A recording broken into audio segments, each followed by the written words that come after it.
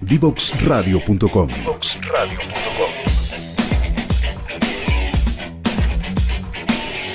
Conversaciones que simplifican lo complejo.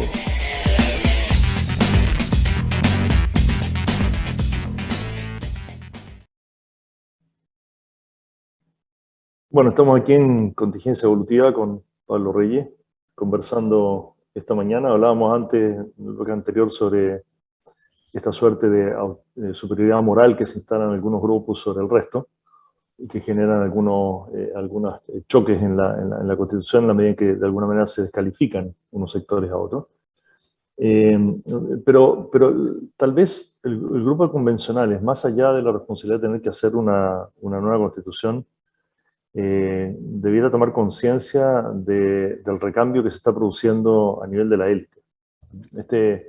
Lo hemos dicho en nuestros libros, ¿no es cierto? Este es una suerte de fracaso, al menos en el último tiempo, de una élite que tiene que dejar su lugar. Y la forma de reemplazo no es una nueva casta de élite, ni una regeneración dentro de ella misma, sino a partir de movimientos mucho más horizontales, mucho más cooperativos, mucho más granulares, ¿no es cierto?, que van surgiendo a medida que también surgen los desafíos del mundo moderno. Y ahí hay que tener cuidado de confundir el concepto de nueva élite como parte de los constituyentes, que es el que planteamos en 2014 en el libro La Nueva Élite, con algunos liderazgos emergentes que son temporales, ¿no? Nos referimos, por ejemplo, a la columna de Cristian Barkin el otro día, en Mercurio, que se llama Cambalache, para que las quieran buscar, y él dice, bueno, la nueva élite se ha equivocado muy rápido porque se ha instalado en los mismos sillones de poder del Parlamento, haciendo las mismas prácticas que la vieja élite. Nosotros queremos llamar a la nueva élite a un grupo específico que ha cometido varios errores. Creemos que es un error también, porque en el fondo vuelve a la lógica polar de unos y otros, cuando en realidad los llamados a constituir esa nueva élite granular son todos los constituyentes. O sea, si la convención hace bien su pega, y se generan acuerdos, se generan dentro de ella movimientos políticos a partir de su trabajo, entonces pueden estar allí los elementos de una nueva élite que tiene una responsabilidad más allá, como digo, de la constituyente. Entonces, ahora, ellos no tienen, creo, todavía ese nivel de conciencia de su rol porque recién lo están articulando. Y también se puede desbarrancar, si tampoco estamos en la certeza absoluta, o sea, es una iniciativa que puede sufrir, digamos, y que puede fracasar. Pero si es exitosa y construye bien y avanza bien, tenemos un germen de nueva élite bien interesante para el futuro de la sociedad chilena. Pero algo que nosotros planteamos en el libro y que en el primer libro, y que de alguna forma siento que es difícil en las lógicas tradicionales de poder asir, tiene que ver con esta lógica de que esto no es cambiar una élite por otra, no es un recambio de élite solamente. Digamos, cuando hablamos de la nueva élite estamos hablando de una nueva lógica, de cómo surgen, se instalan, operan las élites.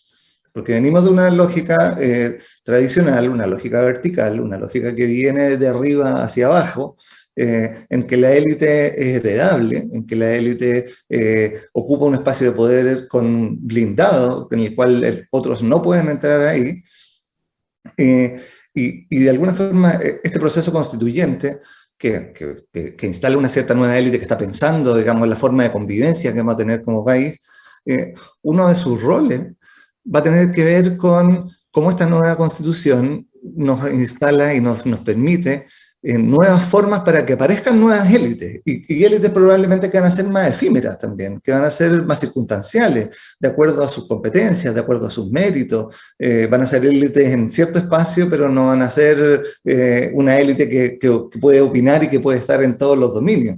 Entonces, esa confusión cuando se plantea, digamos, estamos cambiando un poder por otro, sigue estando atrapada en la misma lógica.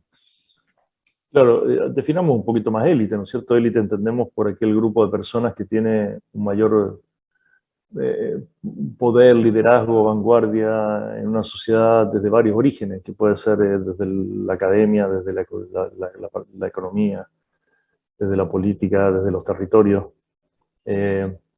Y claro, eso es lo que fue cuestionado y eso es lo que está hoy día en renovación en diferentes ámbitos. Por ejemplo, en el ámbito económico son chispazos por ahora, pero uno podría decir que las startups y las empresas B son los gérmenes de una nueva élite económica, que piensa distinto, que tiene más sustentabilidad en el tiempo de sus proyectos, ¿no es cierto? Porque las empresas y los empresarios clásicos son parte de una élite que también está quedando atrás, muy, muy cuestionada. Apareció una columna de Eugenio Tironi ayer en el Mercurio que lo mencionaba, que su comportamiento, a partir de la discusión esta de si el mundo empresarial debe participar o no en la discusión constitucional, que han salido varios actores en uno y en otro sentido, lo que dice Tironi es que, bueno, han participado en política y tuvieron de alguna manera en un momento una vinculación con la dictadura bien clara, digamos. Entonces, la renovación de la élite económica surge, por un lado, por las nuevas generaciones que reemplazan, y ahí sí es un reemplazo generacional, pero dentro de la casta, de los hijos familiares, ¿no es cierto?, de los patriarcas o de los que ya tienen una primera vuelta, ¿no es cierto?, en los grupos económicos importantes. Pero claro, surgen los notco, surgen las empresas fintech, surge Políglota, surge Corner Shop, surge de gente joven que estaba buscando, aprovechando los sistemas digitales para hacer nuevas formas de emprendimiento. Aparecieron muchos emprendimientos en las redes a partir de la pandemia también. Entonces, yo diría que este es un proceso transformacional completo, en que todos los espacios de poder han sido cuestionados, algunos se van a mantener y otros no, y otros van a ser reemplazados. Pero como tú dices, no reemplazados por otro grupo, necesariamente, sino por otra lógica. Es decir, por eso usaba la empresa tradicional por empresas B y startup, ¿no es cierto? Las lógicas tradicionales de casta por sistemas más granulares y más amplios y más horizontales. El sistema político más verticalizado, presidencial, parlamentario binominal, más reemplazado tal vez por un sistema semipresidencial, no binominal, sino representativo de todas las sensibilidades y con mucho más poder territorial de los alcaldes. Es decir, esa es una tendencia macro que se está viendo a todo nivel. Pero hay una gran diferencia cuando tú traes, por ejemplo, el del mundo empresarial, es que esta nueva élite tiene el foco en el propósito. ¿Ya? Tiene el foco, por lo tanto, no va a buscar necesariamente, si yo quiero luchar si mi propósito es superar la pobreza, por ejemplo, y viene alguien que la va a superar, o sea, que tiene posibilidad de hacerlo, voy a ceder el espacio de poder. O sea, porque yo estoy conectado con que se logre eso. O sea, hay un libro de Phil Jackson, que era entrenador de los Chicago Bulls, que le preguntaban, bueno, ¿cómo lo hacía teniendo a Michael Jordan dentro del equipo? Porque tenía puras estrellas, además, pues, o sea, no era Michael Jordan el único. Y le decía, pues no, en el camarín somos todos iguales, pero si el Buda está en el área, pásale la pelota, digamos. Como que tiene que ver con de alguna forma como, bueno, estamos dispuestos a ceder ese espacio de poder porque resulta que estamos viendo que el otro puede generar el impacto, puede generar en función de ese propósito. Y ahí hay una lógica que es muy distinta detrás, porque vamos a estar, y que tiene algo que ver también con la lógica empresarial, como la estructura funcional a la estrategia. Pero la estrategia estaba con un objetivo fijo, más o menos, con un objetivo que tenía que ver con la maximización de utilidades de los accionistas. Pero cuando estamos hablando de impacto social, impacto ambiental, otras lógicas, lo que importa es el que la haga, digamos. No importa que sea yo, importa que suceda.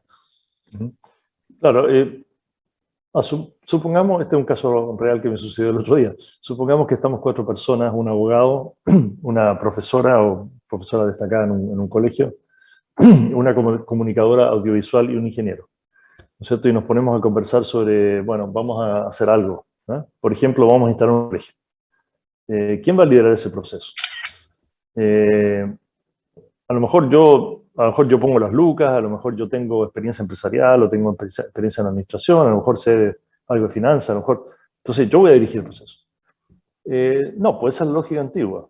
La lógica moderna es, vamos a decirle a la profesora que lidere el proyecto, porque ella es la que sabe específicamente sobre eso. Y cuando tengamos un problema laboral o tengamos un problema con permiso, etcétera, le vamos a pedir al abogado y él va a liderar ese proceso. No es que le vamos a encargar algo, él lo va a liderar. Y así, ¿te fijas? Entonces, en las compañías modernas a escala global se entiende y se asume eso, que los liderazgos son de alguna manera rotativos en función de las competencias y capacidades mucho más que desde la autoridad jerárquica, ¿no es cierto?, o desde el poder más tradicional. Porque si no pierdes riqueza. Si yo en una empresa soy el que tiene el dueño, el que tiene dinero, el que pone todas las ideas, el que define todas las cosas, no aprovecho la diversidad de las personas que pueden aportar. Lo mismo sucede en las élites habitualmente o en las castas, ¿no es cierto? O sea, si yo solo hablo y escucho a los que están en mi misma casta, solo leo aquellos libros que reafirman mis convicciones, solo converso con aquellas personas que me escuchan, no las que me dicen, digo que me escuchan y que me aceptan lo que digo, entonces pierdo riqueza, pierdo diversidad. Y esa es la élite que está en decadencia, que es la que no vio el fenómeno social, porque ¿cómo va a haber un fenómeno social si él vive bien? Él está bien, él conversa con las mismas personas que también están bien, lee los libros que refuerzan, ¿no es cierto?, la condición existente del statu quo, no lo desafían. Entonces, claro, se produce esa costra, de alguna manera, ¿no es cierto?, que es la que está siendo cuestionada y que esperamos que no se constituya en una nueva costra. Es lo mismo que dice Chomsky en sus libros, cuando dice, o anteriormente Tolstoy, que sé yo, cuando decía, bueno, la dictadura del proletariado. O sea, ¿qué proletario real va a estar instalado ahí arriba tomando decisiones? O sea, al final es un reemplazo de una casta por otra, con diferente origen, pero es la misma estructura. Entonces, eso es lo que hay que tener cuidado, creo.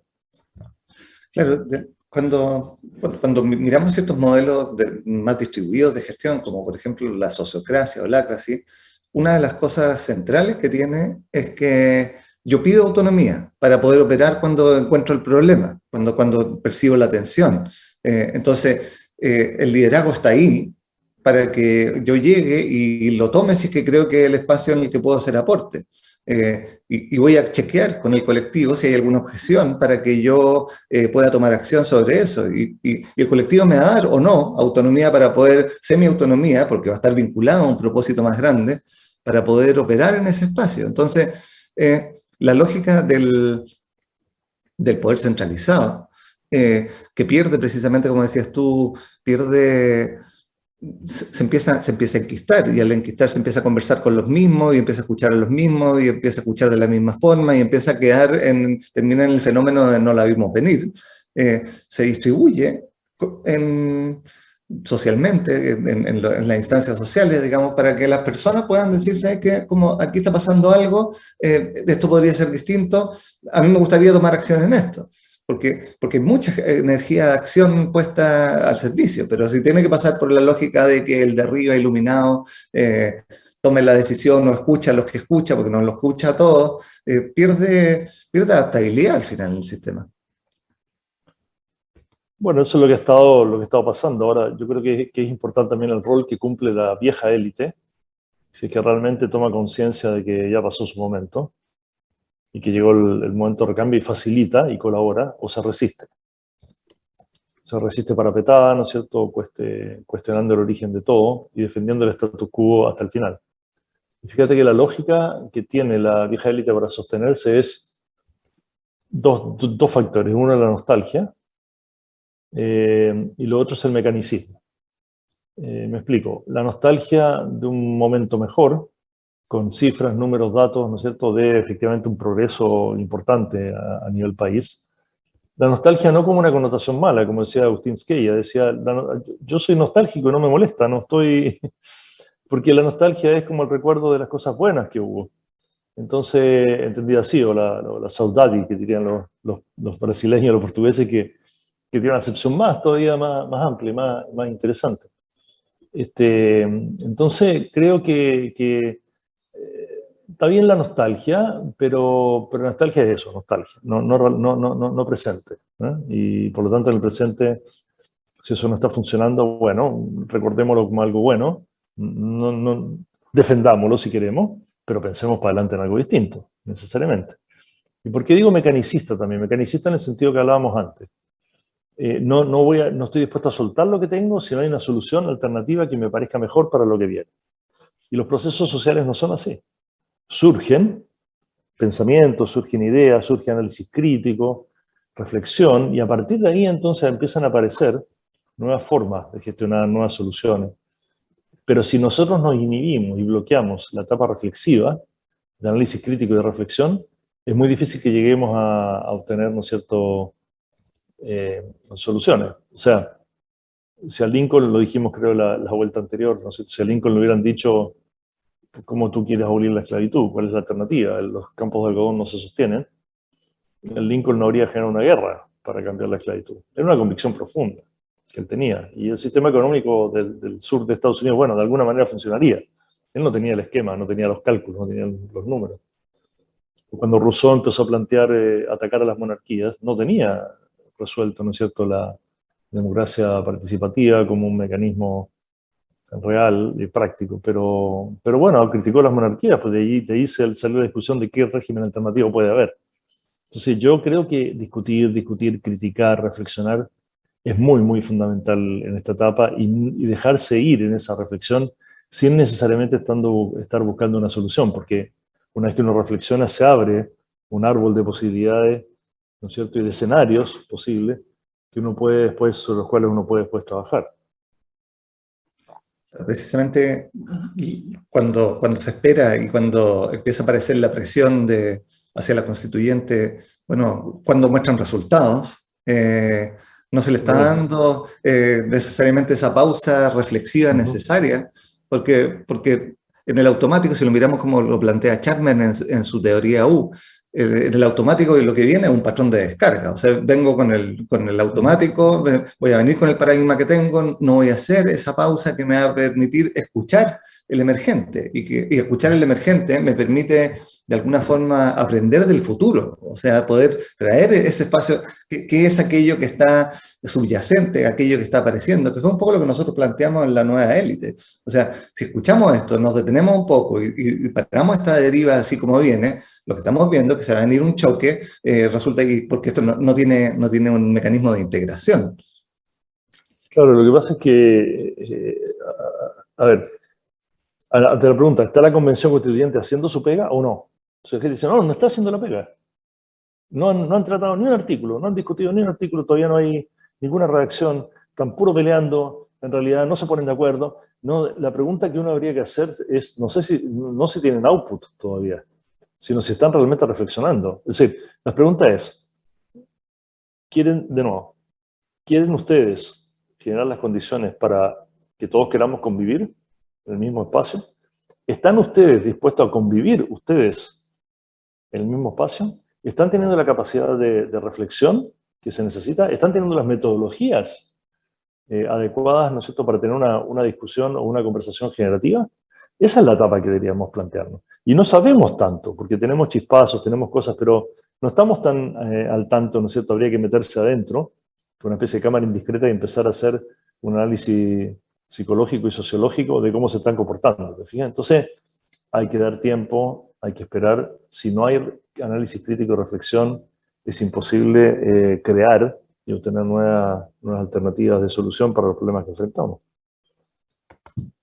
Bueno, vamos a ir a una última pausa musical antes del bloque de cierre y volvemos en Contingencia Evolutiva con Daniel Fernández.